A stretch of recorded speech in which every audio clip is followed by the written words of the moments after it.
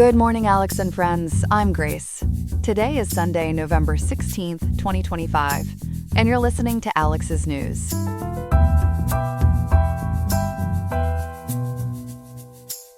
The high in Riverside today is 59.6 degrees with a low of 52.3, so grab a light jacket for those cooler evenings.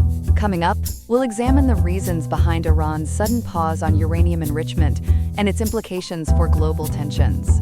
We'll also investigate the rising number of tragic migrant boat incidents along California's coast and what factors are driving this dangerous trend, plus other key stories on international relations, local impacts, and more. All this and more coming up on Alex's News. Stay tuned.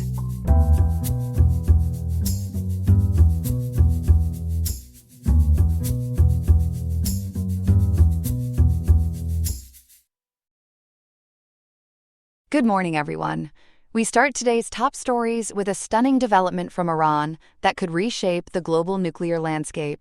Joining me now from the studio to break this down is our foreign affairs correspondent, Ethan. Ethan, what exactly did Iran's foreign minister announce today, and why is it sending shockwaves around the world? Thanks, Grace. In a bombshell revelation at a conference in Tehran, Iran's foreign minister Abbas Araghchi has declared that the country has halted all uranium enrichment at its facilities.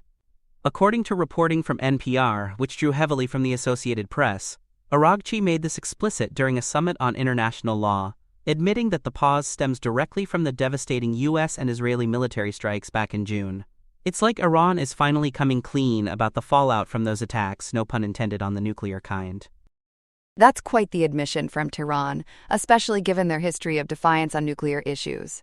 Can you walk us through the context of this announcement? What was the setting, and what did Araghchi say verbatim? Absolutely, Grace. The statement came during the International Law Under Assault Summit, hosted by Iran's Institute for Political and International Studies, right in the heart of Tehran, inside the Martyr General Qasem Soleimani building. As detailed by the Associated Press, whose journalist pressed Araghchi directly, he responded with a clear quote, "There is no undeclared nuclear enrichment in Iran. All of our facilities are under the safeguards and monitoring of the International Atomic Energy Agency." He went on to explain the halt bluntly, saying, "There is no enrichment right now because our enrichment facilities have been attacked." The Hindu also covered this in their World section, sourcing the AP report from Tehran, and it frames it as Iran's way of addressing global worries about their nuclear ambitions while pointing fingers at those June bombings. For viewers who might not follow international nuclear policy closely, what exactly does uranium enrichment mean, and why is it such a big deal in the context of Iran's program? Great question, Grace. To enrich is to increase the concentration of uranium-235, the fissile isotope that can be used for nuclear power or, if pushed further, for bombs. For peaceful purposes, it's typically around 3 to 5% purity, but Iran was getting up to 60%, which is alarmingly close to the 90% needed for weapons-grade material. The IAEA, that's the United Nations nuclear watchdog, monitors this to ensure it's not diverted to military use. Araghchi, while admitting the stoppage, was defiant about Iran's rights, insisting that their entitlement to enrichment for peaceful tech is undeniable, and that they will never give up those rights. He even hoped the international community, including the U.S., would recognize it. This all ties back to those June strikes, which escalated into a full-blown 12-day war. Ethan, paint a picture of what happened militarily. Who struck first, and what were the key targets? It started with Israel launching Operation Rising Lion on June 13th, according to reports from the Times of Israel and AP News. Prime Minister Benjamin Netanyahu called it a preemptive move to neutralize what he saw as an existential nuclear threat from Iran. They hit not just nuclear sites but also ballistic missile facilities, energy infrastructure, and even targeted nuclear scientists and IRGC commanders. The U.S. jumped in on June 21st and 22nd with Operation Midnight Hammer, as announced by President Donald Trump in a White House address covered by The Washington Post and Fox News. They focused on the core enrichment spots using heavy hitters like B-2 stealth bombers, dropping 30,000-pound GBU-57 massive ordnance penetrator bunker busters on deeply buried targets, plus Tomahawk missiles for the rest.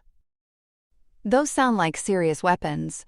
Which specific facilities took the brunt, and what damage assessments are we looking at? The big three were Fordow Uranium Enrichment Plant, buried deep under a mountain for protection, Natanz Nuclear Facility, Iran's main centrifuge hub, and Isfahan Nuclear Technology Center, handling uranium conversion. U.S. officials, per briefings reported by The Washington Post, claimed Natanz was completely destroyed, Fordow had major damage to its underground halls, and Isfahan's storage was knocked out. IAEA Director General Rafael Mariano Grossi confirmed severe damage in statements on IAEA.org from June 22 and September 26, noting almost all sensitive equipment at Fordow was wrecked. Natanz's pilot plant for 60% enriched uranium was obliterated, and Isfahan's tunnels were hit.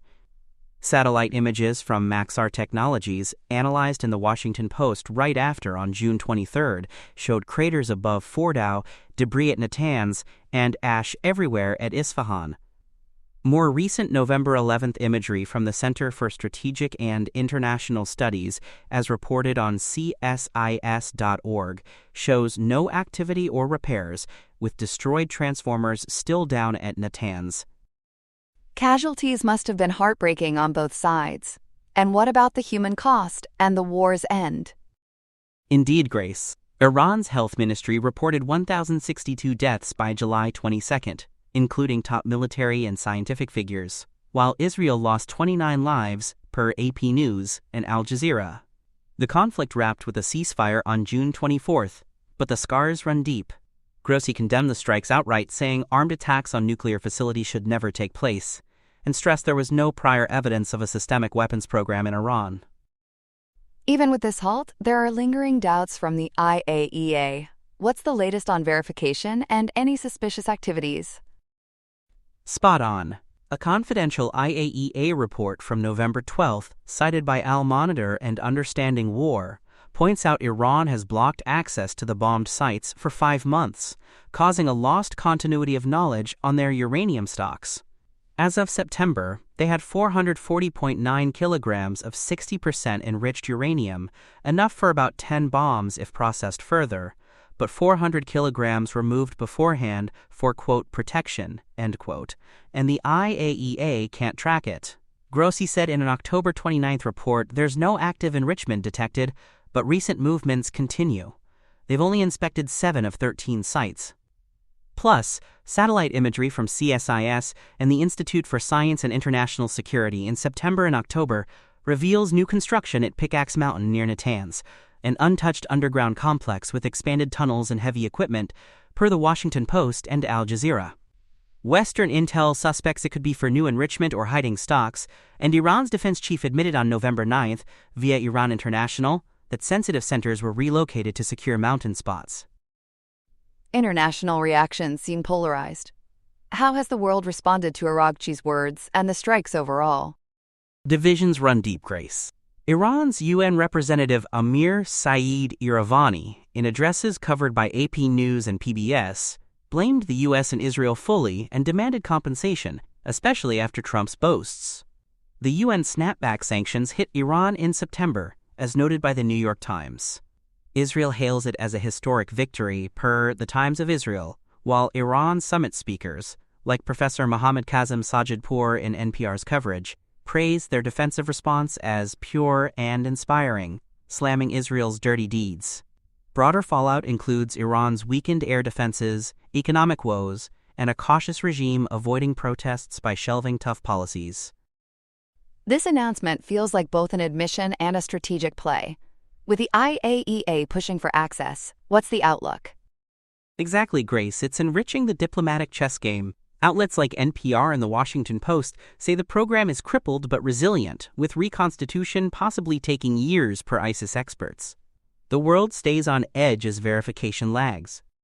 Fascinating and frankly fission-making stuff, Ethan. Thanks for breaking it all down so thoroughly. And this is just story 1 of 2, so stay with us. Turning now to a heartbreaking story out of Southern California, where a migrant boat capsized in stormy seas off San Diego, claiming at least 4 lives. This tragedy underscores the deadly risks of sea crossings. Joining me now is our reporter Chloe, who has been following the developments closely. Chloe, good morning. What can you tell us about what happened? Good morning, Grace. Yes, this is a sobering incident that unfolded late Friday night, just 2 days ago on November 14th, 2025. According to reporting from Yahoo News and the Associated Press, a wooden skiff known as a panga, which is essentially an open fishing boat often with 1 or 2 engines and sadly exploited by smugglers for migrant crossings, overturned in the rough surf off Imperial Beach near San Diego. These pangas are typically used for legitimate fishing, but become dangerously unstable when overloaded with people trying to evade land borders. That's devastating. For our viewers who might not be familiar, can you walk us through the timeline of how this unfolded and the immediate response? Absolutely, Grace. The U.S. Border Patrol first spotted the capsized panga around 10 p.m. local time, as detailed in Associated Press stories republished by U.S. News and World Report and the Seattle Times. Emergency teams arrived just before midnight and found 6 people on the beach. One was pronounced dead right there, likely from the boat flipping in the turbulent waters, and another was pulled from under the hull. The other 4 survivors were rushed to hospitals with minor injuries, things like hypothermia or bumps from the chaos, possibly due to the cold, pounding waves. And then there were more discoveries in the water? How did the death toll rise to 4? Yes, about 2 hours later, around 2 a.m. on Saturday the 15th, came a distress call near the Imperial Beach Pier. The U.S. Coast Guard jumped into action and recovered 3 more individuals from the ocean, all sadly deceased. This brought the total to 4 confirmed fatalities, with 9 people accounted for overall 4 deaths and 5 survivors. One of those survivors was taken into custody by Border Patrol for processing by the Department of Homeland Security. As of this morning, November 16th, officials haven't released full details on nationalities or identities, citing the ongoing investigation, per updates from Coast Guard Sector San Diego and the Los Angeles Times. The storm sounds like it played a huge role here. What were the conditions like, and how did they contribute? The weather was ferocious, Grace, no doubt making this a perfect storm of tragedy, if you pardon the pun. Southern California was hit by a powerful system bringing flash flood warnings, high winds, and swells up to 12 feet offshore, according to data cited in reports from the Seattle Times and laytimes.com.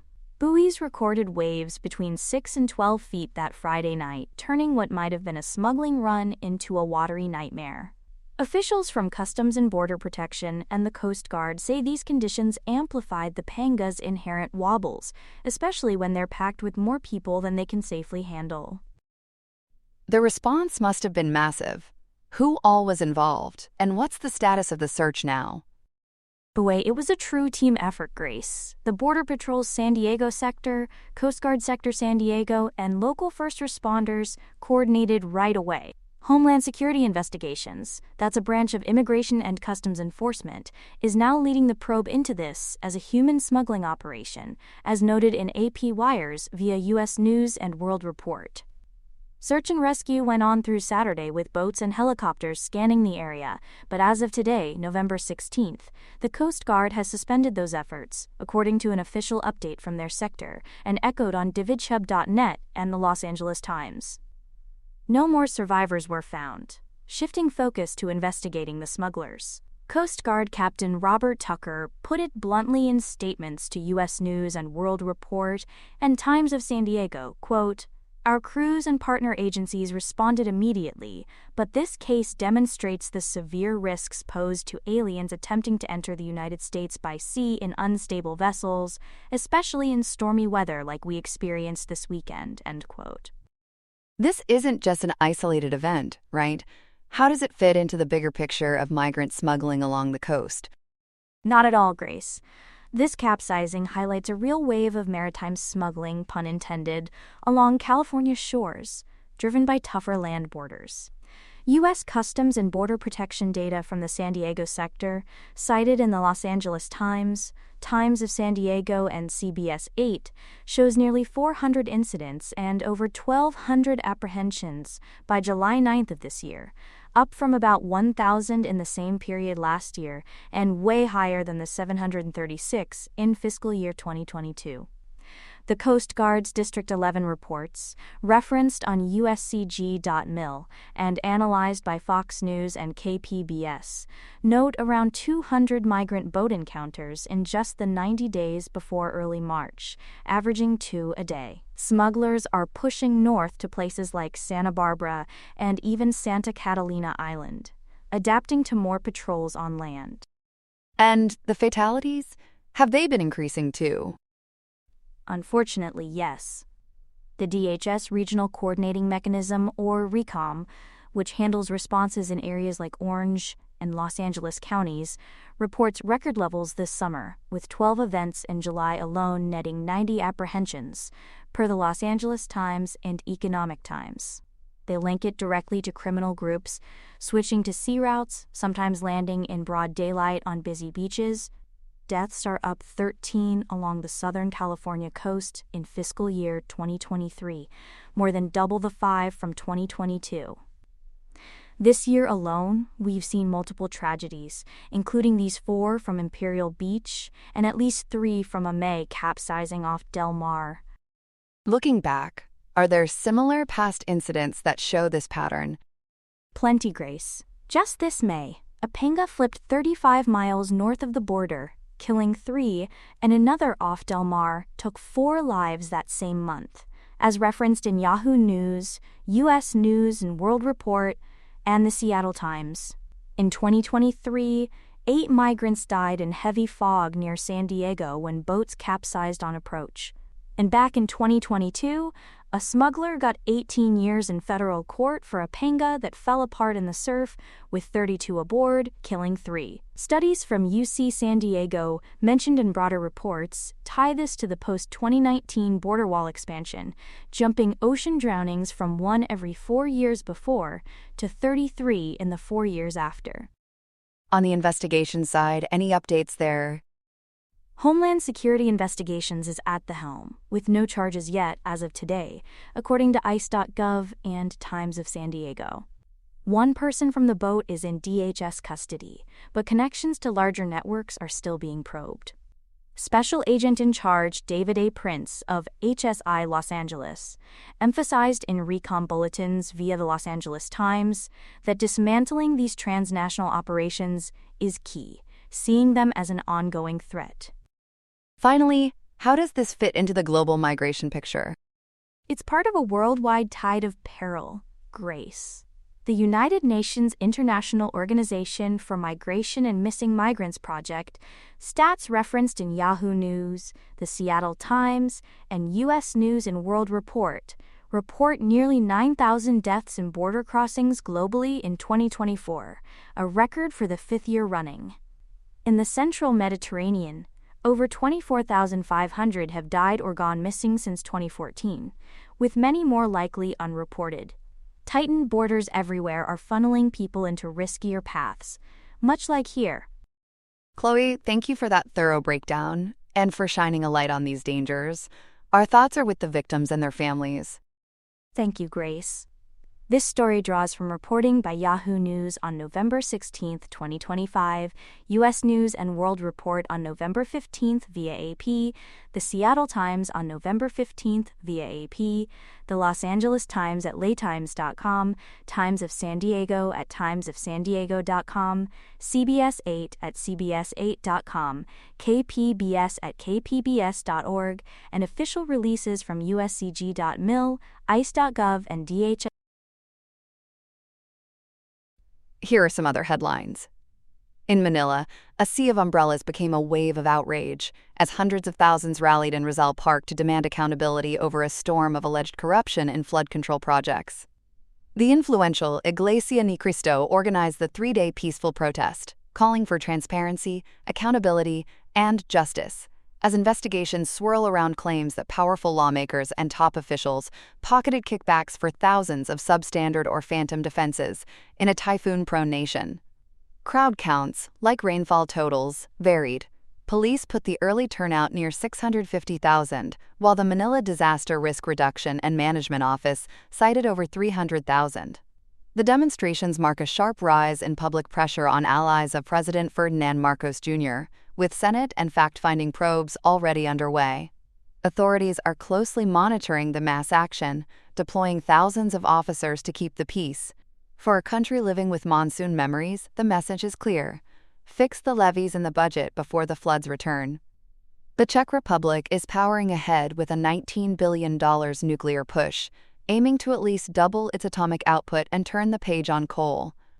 At Dukovany, geological surveys are laying the groundwork for 2 new reactors, with South Korea's KHNP winning the tender and the units expected online in the latter half of the 2030s. By 2050, Prague hopes nuclear will generate 50% to 60% of the nation's electricity, replacing coal's roughly 40% share today, an energy transition with real Czech appeal. Options are on the table for 2 additional reactors at Temelin and future small modular reactors to meet rising demand and climate targets. Financing features a state loan to utility CEZ, a majority state stake in the new plant, and a 40-year revenue guarantee terms awaiting the EU's nod. Its vision for purpose: energy security with a decarbonization dividend. Anthropic says it has short-circuited a high-voltage milestone in cyber conflict, what it calls the first largely autonomous AI-powered espionage campaign, linked with high confidence to a Chinese state-backed group. The attackers manipulated Anthropic's Claude code to automate a strike on about 30 organizations across technology, finance, chemical, and government sectors, with the AI handling 80% to 90% of the tactical toil, reconnaissance, vulnerability discovery, and data exfiltration at a speed even seasoned hackers can't match. The incident lowers the barrier to entry for sophisticated intrusions and amps up calls for guardrails. Senator Chris Murphy labeled it a national security crisis. Anthropic has banned implicated accounts, alerted targets and authorities, and urged a sprint toward AI-driven defenses. In this new arms race, the bots are doing more than just fish, they're fishing with dynamite. Finally, public media faces a static shock. In July 2025, Congress passed a rescissions package eliminating all federal funding for the Corporation for Public Broadcasting, clawing back roughly $1.1 billion in a tight 216 to 213 vote. House Speaker Mike Johnson hailed it as a step toward fiscal sanity, while the Trump administration cited political bias. The CPB has begun winding down operations as of late September, and PBS says it will cut staff by 15%, a gut punch for smaller and rural stations that lean hardest on federal support. The dial may stay on, but the volume is turning down. That's all we have for now. Today's episode was made by Alexander King with GPT-5, Gemini Pro 2.5, Gemini Flash 2.5, and Google Cloud Text-to-Speech. I hope you have a great day. I'll see you tomorrow, Alex.